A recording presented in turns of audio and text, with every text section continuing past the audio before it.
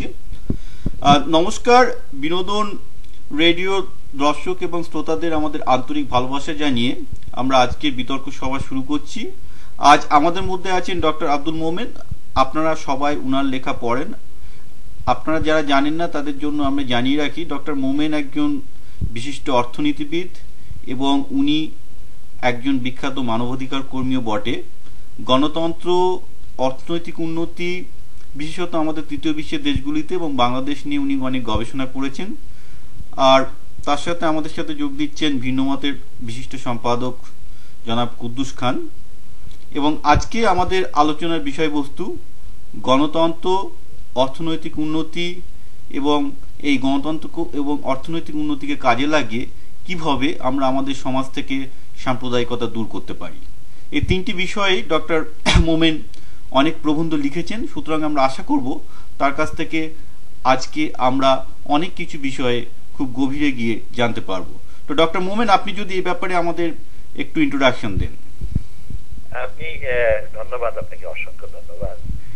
আমি গণতন্ত্র এবং সমাজকে কিভাবে আপনার সক্রিয় করে গণতন্ত্রের মাধ্যমে একটি দেশের উন্নয়ন সম্ভব এর উপরে কিছু কাজ করেছি এবং সেইখানে সর্বশ্রেণীর জনগণের যে সক্রিয় আপনার পার্টিসিপেশন দরকার, সেইটাই আমার একটা বড় মুখ্য মানে ফোকাস। যে আমাদের দেশে যেগুলো গণতন্ত্র রয়েছে অনেক ক্ষেত্রে সেইগুলোতে সর্বসাধারণের জনগণের আপনার অভিব্যক্তির প্রকাশ অনেক সময় ঘটে না এবং জনগণ দেশ উন্নয়নের কাজে সক্রিয়ভাবে কাজ করার সুযোগ পায় না। আমার তাই বক্তব্যগুলো যেগুলো সেখানে সক্রিয়ভাবে পার্টিসিপেশন কিভাবে সম্ভব তার উপরই আমি একটু জোর দিই। আমি ডক্টর মোমিন আপনাকে ইন্টারাপ্ট করছি। গণতন্ত্র তো কন্ডিশনাল হয় না। সক্রিয় গণতন্ত্র বলতে ঠিক বুঝতে কষ্ট হচ্ছে, জনগণ ভোট দিয়ে নির্বাচিত করে তাদের প্রতিনিধি। জনগণের মধ্যে যদি গণতান্ত্রিক কন্টেন্ট না থাকে তাহলে গণতন্ত্রটা সক্রিয় কি করে হবে আমার বোঝা। আপনার প্রশ্নটা খুব সুন্দর। জি, আরেকটা কথা বলছিলেন। দ্বিতীয় প্রশ্নটা হচ্ছে যে গণতন্ত্র সক্রিয় করার জন্য আসলে জনগণের দায়িত্ব কতটুকু আর লিডারশিপের দায়িত্ব কতটুকু। আমি তো মনে করি যে কোনো দেশের লিডারশিপ সেই দেশের রিফ্লেকশন, সে যদি রাজাও হয়, কারণ যদি জনগণ অ্যাকচুয়ালি অ্যালার্ট না হয় গণতন্ত্রের সম্বন্ধে তাহলে গণতন্ত্র হবে না। যেমন মাইনরিটি প্রসঙ্গে আমরা যদি যাই, গুজরাটে এই মুসলমানদের মারলেই জনপ্রিয় হওয়া যায়, ক্ষমতায় যাওয়া যায়। কিছু কিছু ক্ষেত্রে বাংলাদেশে হিন্দুদের পিটালে মানুষ খুশি হয়, ভোট পাওয়া যায়, এমপিরা তো সেটাই করবে। তাহলে সেখানে গণতন্ত্র সবসময় যে জনগণের কল্যাণ আনবে, সর্বকল্যাণ, সেটা কি করে হয় আপনি একটু ব্যাখ্যা দিবেন কি? আপনার প্রথম যেটা হচ্ছে সক্রিয় গণতন্ত্রে কি বুঝাই আমি, সেটা হচ্ছে যে ভোট হলে, আমাদের দেশে ভোট হলে যারা সরকারে আসেন তারাই সরকার পরিচালন করেন। কিন্তু দেশের বিভিন্ন ক্ষেত্রে প্রতিটি আপনার ডিসিশন মেকিং লেভেলে সেইখানে তার প্রতিফলনটা মূলত গৌণ, আপনার মুখ্য নয়। সেইখানে কিভাবে মুখ্য যদি করা যায় তাকে আমি বলি সক্রিয়। এভরি লেভেলের গণতন্ত্র মানে তো ইলেকশন, ভোট, প্রতিটি স্তরে নির্বাচিত সরকার যদি আমাদের দেশ শাসন করে, তাহলে প্রতিটি স্তরে নির্বাচিত সরকার যদি করে তাহলে এইটা একটা মুখ্য এবং সক্রিয় গণতন্ত্র হিসাবে আমি মনে করি। আর যদি একটা ভোটের মাধ্যমে একটা কেন্দ্রীয় সরকার গড়ে তুললেন কোনো কারণে, আর তারাই যদি আপনার বিভিন্ন রকম আমলা ধারা নিয়ন্ত্রণ করে সরকার পরিচালন করেন, সেখানে অনেক সময় দেখি আমরা আমাদের সিস্টেম যেটা, যেখানে আপনার দলের বিরুদ্ধে যদি ভোট দেন তাহলে আপনার প্রতিনিধিত্ব ধ্বংস হয়। সেই রকম গণতন্ত্রে এটা খুব সক্রিয় গণতন্ত্র। ডক্টর মোমেন, আমার এখানে আপনার কাছে একটা প্রশ্ন আছে।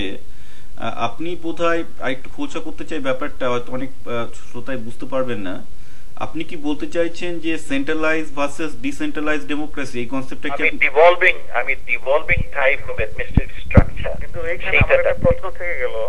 প্রশ্নটা হলো কি, গণতন্ত্রের যে চেহারা বাংলাদেশে আমরা দেখেছি, জনগণ দ্বারা ভোট, গণতন্ত্রের জন্য তো সক্রিয় রাজনৈতিক দল দরকার।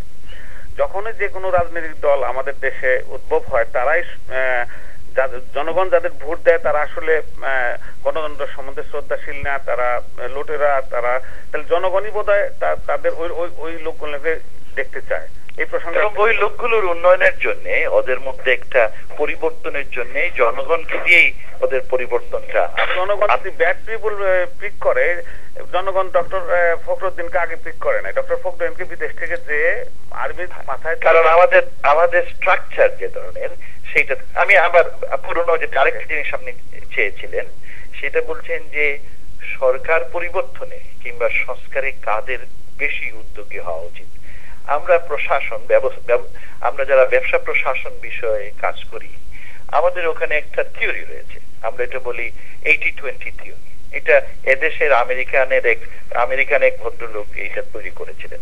সেইখানে বলেছেন উনি যেটা, সেটা ওনার বক্তব্য হচ্ছে যে কোন সমাজের যদি আপনার উৎকর্ষ সাধন করতে চাই, উনি অবশ্য প্রোডাক্ট সম্পর্কে বলেছেন, সার্ভিস সম্পর্কে বলেছেন, যদি কোন প্রোডাক্টের উৎকর্ষ সাধন করতে চাই তাহলে 80% depends on system and 20% on the credibility of the individuals.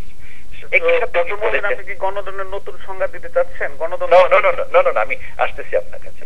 Second যেটা হচ্ছে যে যদি কোনো পরিবর্তন আনতে হয় তাহলে লিডারশিপ 20% যারা, they have to take the lead.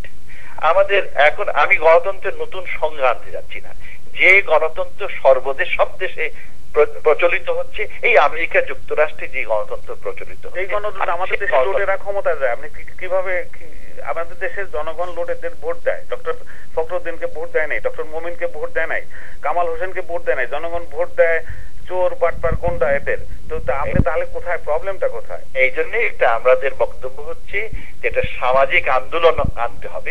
গণতন্ত্রের যদি আপনি দোষগুলো দেখেন, সেই দোষগুলো সামনে দেখাতে পারলেই আপনি সেইটা শুধরানোর ব্যবস্থা করবেন। আজকে ফখরুদ্দিন সাহেবের জন্য এই সংস্কার আনা যত সহজ, আগের সরকারের তত ছিল। আমার তো মনে হয় গণতন্ত্র ছাড়া ফখরুদ্দিন জাতীয় আধা মিলিটারি সরকার দিয়ে আমাদের উন্নয়ন সম্ভব। গণতন্ত্র আমাদের না, আমি সেইটাতে আপনার বিশ্বাস করি না, কারণ আমি মনে করি জনগণের মধ্যে যথেষ্ট বুদ্ধি এবং জ্ঞান রয়েছে। 15 বছর জনগণের বুদ্ধি কোথায় রেখেছিল? জনগণ কেন লুটেরাদের ভোট দিয়েছে? আওয়ামী লীগের এই 15 বছর যদি দেখেন, 15 বছরের আগে আপনি একটা জিনিস, এই 15 বছরে কিছু লুটপাট হয়েছে যার ফলে জনগণ এর পরিবর্তনের জন্য কেন গোটা বাজেট একটু ঠাট খেয়ে ফেলছে। লিসেন, আপনার 15 বছরে লুটপাট হয়েছে, সেই জন্য মানুষ গত 2 বছর ধরে এই লাগাতার হরতাল, ধর্মঘট আন্দোলন করেছে, এইগুলো সংস্কারের জন্য। আপনার তাও মনে আছে, তার আগে গণতন্ত্র যদি না আসতো দেশে, আপনার বাংলাদেশে প্রায় আরো 16 বছরের আগে 75 থেকে 90 সাল পর্যন্ত রাজত্ব হয়েছে, অনির্বাচিত সরকার সমূহ করেছে। তাদের সময়ের লুটপাট গুলো যেহেতু গণতন্ত্র ছিল না, সেই জন্য এগুলো প্রকাশ হয়নি। কিন্তু তখনও দেশে লুটপাট হয়েছে, তখনও দেশের উন্নয়ন সেই সময় আরো কম হয়েছে। পরের 15 বছরের যে কাহিনী আপনি বললেন, সেই 15 বছরের কাহিনীতে আমরা দেখছি, যদি আমরা অবজেক্টিভ ভাবে নাম্বার গুলো দেখি, সেই 15 বছরের আপনার উন্নয়ন হয়েছে ডাবল। এই লুটপাটের পরেও ডাবল হয়েছে। আরেকটা বড় জিনিস হয়েছে, এই যে মিডিয়াটাকে আপনার খুলে দেওয়ার ফলে মানুষ টের পাচ্ছে কোথায় চুরি হচ্ছে, কোথায় ডাকাতি হচ্ছে। এইগুলো হওয়ার ফলেই একটা আন্দোলন এসেছে। আপনি 2 ভাগে ভাগ করতে চান? আমাকে একটু বলতে দিন ওনার ব্যাপারটা, আমি একটু বলতে চাই। উনি যেটা বলতে চাইছেন, অ্যাকচুয়ালি একটা কমন প্রভাব আছে, আমরা বলি যে কোনো দেশের দরকার নেই গণতন্ত্রের জন্য যোগ্যতা পাওয়ার। একটা দেশে গণতন্ত্রকে একটা সিস্টেম হিসেবে ঢোকালেই গণতন্ত্র সেই সিস্টেমটাকে গণতন্ত্রের জন্য পারফেক্ট করে। অর্থাৎ ডেমোক্রেসি ফর ডেমোক্রেসি কথাটা বলা হয়, যে একটা ডেমোক্রেটিক সিস্টেম ইনস্টল করলে সেই ডেমোক্রেটিক সিস্টেমটাই তার ডেমোক্রেসিকে ইমপ্রুভ করবে। ডক্টর, আমি যদি ভুল না বুঝে থাকি, ডক্টর মোমেন সেটাই বলতে চাইছেন। আমি সেটা বলতে চাইনি। আচ্ছা, আপনি কি বলছেন? আমি যেটা বলতে চাচ্ছি যে সিস্টেমটা ডেভেলপ করবে, সেইগুলো গণতন্ত্রের মধ্যে মানুষের সক্রিয় অংশগ্রহণের মাধ্যমে সেইগুলো তৈরি হবে। System is dynamic, it will change from time to time. না, আমি সেটাই বলছি। সিস্টেমটা ডেভেলপ করার জন্য জনপ্রতিনিধিদের নিয়োগ করতে হবে, জনপ্রতিনিধিদের আসতে হবে না, নির্বাচিত হয়ে। আমি আপনাকে সেটাই বলতে চাইছিলাম যে ডেমোক্রেসি আমি ধর্ম প্রশ্নটা রেখেছিলাম, আমার প্রশ্নের উত্তর হ্যাঁ, জনপ্রতিনিধি তো ওই চোর বাটপাররা হয়, ডক্টর কামাল হোসেন পাস করে না, ডক্টর মোমেন পাস করে না, তাহলে what is the problem in Bangladesh? It will be in the process. আমাদের